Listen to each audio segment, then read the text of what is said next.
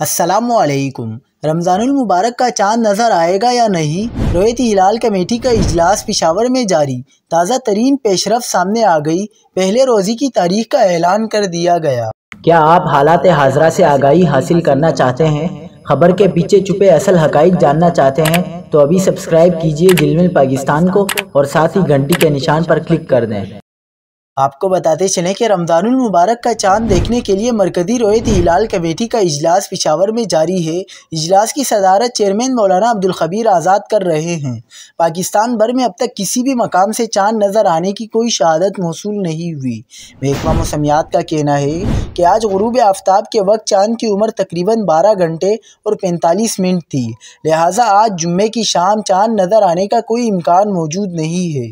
دوسری جانب اسپارکو کے مطابق آج جمعے کی شام چاند نظر آنے کا امکان نہیں ہے، لہٰذا پاکستان میں پہلا روزہ 2 مارچ اتوار کو ہوگا۔ ترجمان اسپارکو کا مزید کہنا تھا کہ شوال کا چاند 30 مارچ کو متوقع ہے اور عید الفطر 31 مارچ کو ہو سکتی ہے۔